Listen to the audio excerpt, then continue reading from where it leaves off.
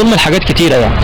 فبلس كمان ان اول يوم رمضان ومدير فني بيفطر قدام اللعيبه ويشرب سجاير ويشرب قهوه قدام اللعيبه، فحاجات بص احنا او احنا مسلمين حاجه روحانيه. يعني الله سبحانه وتعالى بيقول لك فاذا بليتم فاستتروا، يعني انت عاوز تفطر وما عندكش مرض ولا حاجه وصحتك ما شاء الله، فافطر بينك وبين نفسك يعني فوق في الاوضه دار عليك نفسك، مش قدام اللعيبه وتقعد تشرب شاي وتشرب قهوه. فالحاجات دي كلها حاجات ربنا سبحانه وتعالى احنا مسلمين يعني زي لك ربنا بيقول لك فاذا بليتم فاستتروا، يعني استر نفسك.